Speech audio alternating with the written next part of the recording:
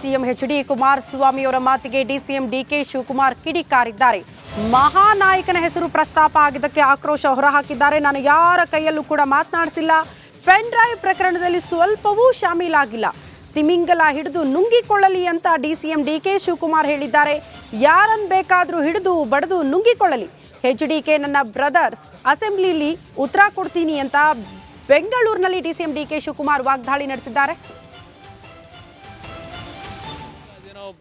BJP ಒಬ್ಬ ಮಾಜಿ ಶಾಸಕರ ಎಡ ಬಲವನ್ನು ಹಿಡಿದಿದ್ದೇವೆ. ಎಡಗೈ ಬಂಟರು ಬಲಗೈ ಬಂಟರನ್ನ ಇದರ ಮಹಾನಾಯಕರನ್ನು ಹಿಡಿತೀವಿ ಅಂತಕ್ಕಂಥ ಹೇಳಿದ್ದಾರೆ. ಯಾರು ಅಂತಕ್ಕಂಥ ಈ ವಾರದಲ್ಲಿ ಗೊತ್ತಾಗುತ್ತೆ ಅಂತ ಹೇಳಿ.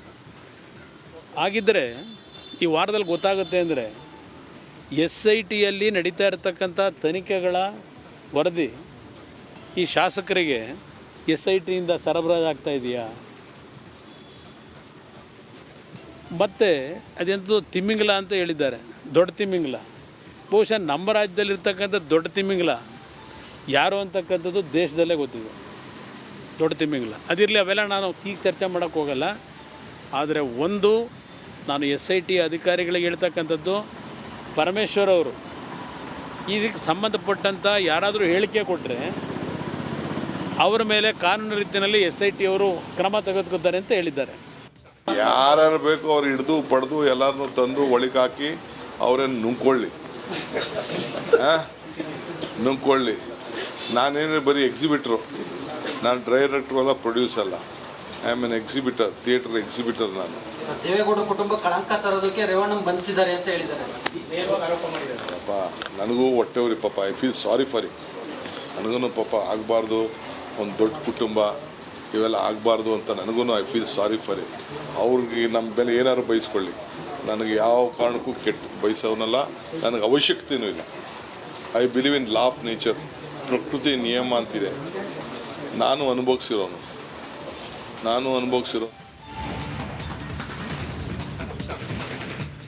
ರಾಜಧಾನಿ ಬೆಂಗಳೂರಿಗೆ ಗುಂಡಿ ಗಂಡಾಂತರ ತಪ್ಪುವ ಯಾವ ಲಕ್ಷಣಗಳು ಕೂಡ ಗೋಚರಿಸ್ತಾ ಇಲ್ಲ. ಬೆಂಗಳೂರಿನ ಹೃದಯ ಭಾಗದಲ್ಲಿ ಗುಂಡಿಗಳಿಂದ ಸಾಕಷ್ಟು ಸಮಸ್ಯೆ ಆಗ್ತಾ ಇದೆ.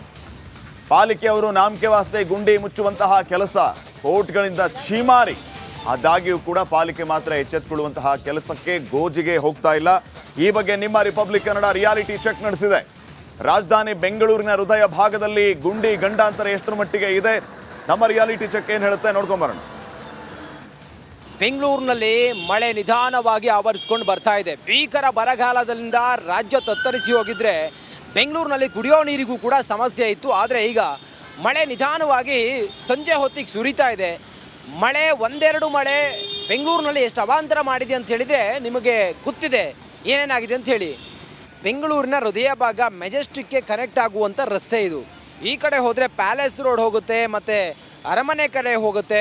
ಈ ಕಡೆ ಸಿಟಿ ಸಿವಿಲ್ ಕೋರ್ಟ್ ಮತ್ತು ನ್ಯಾಯಾಲಯದ ಪ್ರಾಂಗಣದ ಕಡೆ ಹೋಗುತ್ತೆ ಇದು. ಆದರೆ ಇಲ್ಲಿ ಈ ರಸ್ತೆ ನೋಡಿ ಹೆಂಗಿದೆ ಅಂತೇಳಿ ನೋಡಿ. ಬೈಕ್ ಸವಾರರಲ್ಲಿ ಎಷ್ಟು ಪರದಾಡ್ತಾರೆ ಇಲ್ಲಿ ಬರೋದು ಅಂತೇಳಿ ನೋಡಿ.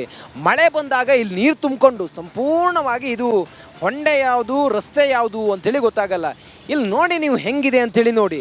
ಇನ್ನೂ ಕೂಡ BBMP ಅಧಿಕಾರಿಗಳಾಗಿರ್ಬೋದು, ಯಾರೇ ಆಗಿರ್ಬೋದು, ಮಳೆಗಾಲ ಆರಂಭ ಆಗಿದೆ.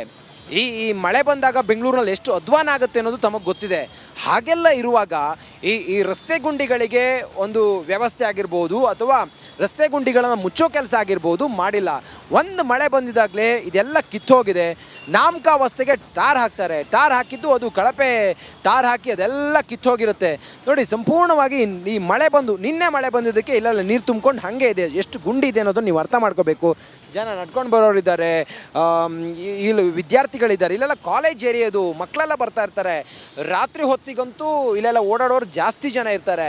ಎಷ್ಟು ಸಮಸ್ಯೆ ಆಗುತ್ತೆ ಅನ್ನೋದನ್ನು ಅರ್ಥ ಮಾಡ್ಕೊಳ್ಬೇಕು. ಈ ರಸ್ತೆಗೆ ಬಂದೆ ಇಲ್ಲಿ ಯಾವಾಗಲೂ ಕೂಡ ಈ ಗುಂಡಿ ಇದೆಯಲ್ಲ ಇದು ಹಿಂಗೇನೆ ಇರುತ್ತೆ. ಇದು ಯಾರಿಗೆ ಕಣ್ಣಿಗೆ ಕಾಣಿಸುತ್ತೋ ಕಾಣಲ್ವೋ ಗೊತ್ತಿಲ್ಲ.